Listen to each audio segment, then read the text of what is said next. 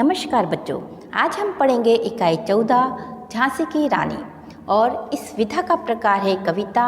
और इस कविता की कवित्री हैं सुभद्रा कुमारी चौहान।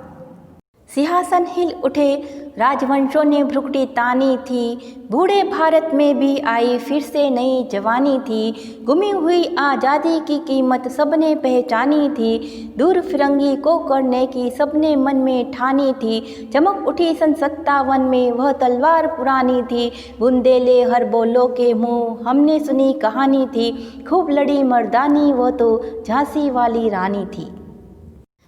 इस कविता में कवित्री ने झांसी की रानी की प्रशंसा करते हुए उनकी वीरता का वर्णन किया है। कवित्री कहती है कि देश को स्वतंत्र कराने के लिए राजवंशी लोगों ने डटकर अंग्रेजों का मुकाबला किया, क्योंकि अब उन्होंने आज़ादी की सही कीमत को पहचान लिया था और अंग्रेजों को बाहर निकालने की बात अपने मन में ठान ली थी। सन 1857 के प्रथम स्वतंत्रता संग्राम में झांसी की रानी लक्ष्मीबाई ने अंग्रेजों के विरुद्ध युद्ध छेड़ दिया। उनकी वीरता का सभी ने लोहा माना।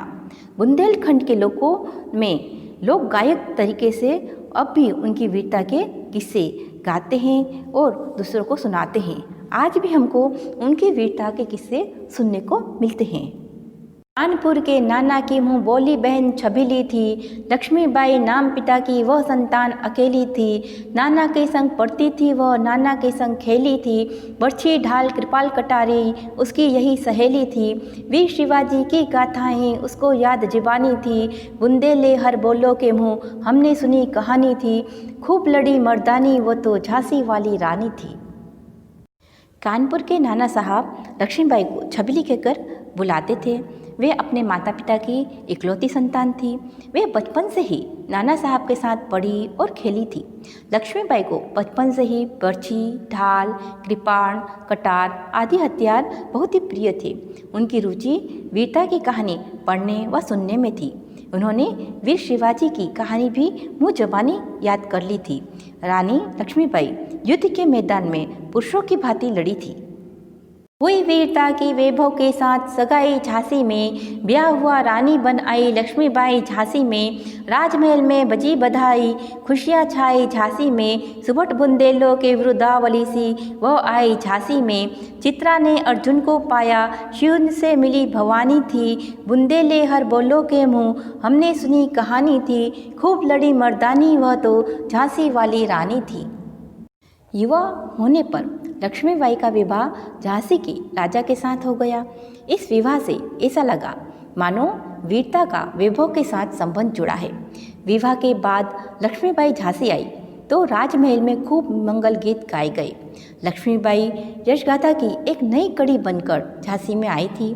इनके विवाह को देखकर लगा कि चित्रा ने अपने पति के रूप में अर्जुन को पा लिया या फिर दुर्गा ने शिव को पा लिया हो। लक्ष्मीबाई और राजा का अद्भुत मिलन हुआ था। बुझा दीप झांसी का तब डलहौजी मन में हर्ष आया। राज हड़प करने का उसने यह अच्छा अवसर पाया। फौरन फौजे भेज दुर्ग पर अपना झंडा फहराया। लावारिस का वारिस बनकर ब्रिटिश राज झांसी आया। आश्रुपूर्ण रानी को ने देखा झांसी हुई वीरानी थी। बुंदेले हर बोलो के मुँह हमने सुनी कहानी थी। खूब लड़ी मर्दानी वो तो झांसी वाली रानी थी। झांसी के राजा गंगाधर राव की मृत्यु के बाद झांसी में निराशा छा गई। यह देखकर डलहौजी मन ही मन बहुत प्रसन्न हुआ। उसे अब झांसी को हड़पने का अच्छा मौका मिल गया था। उसने शीघ्र ही अपनी फौज भेजकर किले पर अपना अधिकार कर लिया। झांसी का कोई उत्तराधिकारी नहीं था, इसलिए अंग्रेज ही उत्तराधिकारी बनकर झांसी आए। अपनी प्यारी झांसी को बर्बाद होते देख रानी की आंखों में आंसू आ गए। उनसे जब यह सब सहा नहीं गया तो वे वीरतापूर्वक अंग्रेजों के विरुद्ध खड़ी हो गई। छीनी राजधानी दिल्ली की, लिया लखनऊ बातों बात। कैद पेशवा था बिठूर में, हुआ नागपुर का भी घात। उदयपुर तंजौर संतारा, कर्नाटक की कौन बिसात। जबकि सिंधु पंजाब ब्रह्म पर अभी हुआ था व्रज निपात।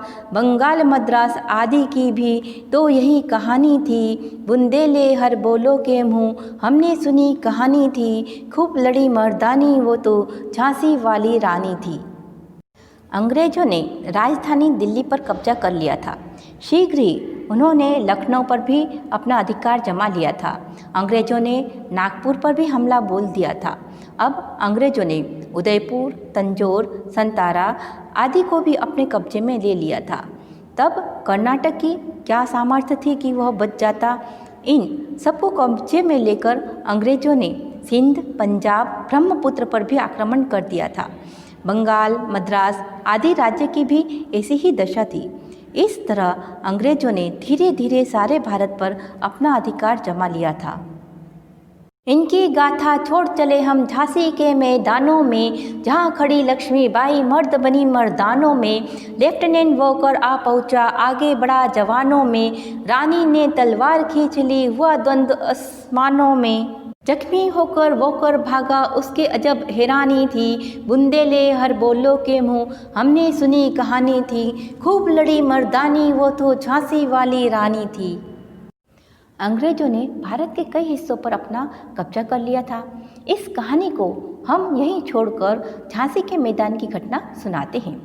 वहाँ रानी लक्ष्मीबाई रण क्षेत्र में वीर पुरुषों का वेश धारण किए हुए दुश्मनों का सामना करने के लिए तैयार खड़ी थी।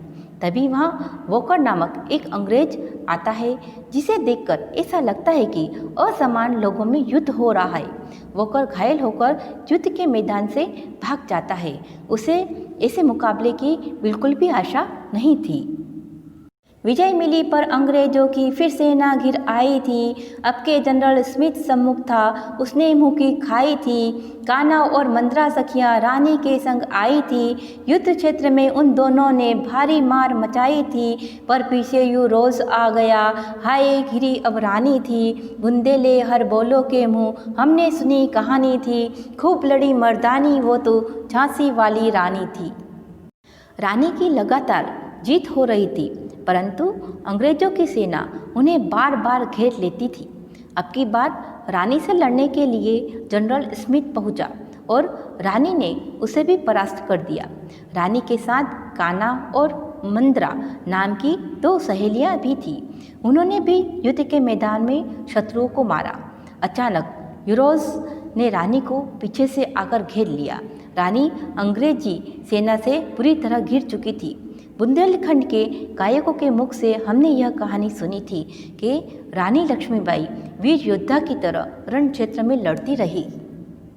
रानी गई सिधार, चिता अब उसकी दिव्य सवारी थी। मिला तेज से तेज, तेज की वह सच्ची अधिकारी थी। अभी उम्र कुल 23 की थी, मनुज नहीं अवतारी थी। हमको जीवित करने आई, वन स्वतंत्रता नारी थी। दिखा गई पथ सिखा गई हमको, जो सीख सिखानी थी। बुंदेले हर बोलो के मुँह हमने सुनी कहानी थी। खूब लड़ी मर्दानी, वो तो झांसी वाली रानी थी। रानी युद्ध भूमि में लड़ते लड़ते वीर गति को प्राप्त हो गई। अब उनके लिए चिता की अंतिम मगर अलौकिक सवारी थी। वीरता की वे मूर्ति अग्नि को समर्पित हो गई। रानी अभी मात्र 23 वर्ष की ही थी। वे साधारण स्त्री नहीं, शक्ति की देवी थी। भारत को स्वतंत्र कराने की प्रेरणा देने के लिए ही इस धरती पर उनका जन्म हुआ था। वे हमें स्वतंत्रता पाने का एक नया रास्ता, नई प्रेरणा देकर परम धाम को चली गई। मूल्य: स्वदेश प्रेम, साहस, वीरता, त्याग और बलिदान।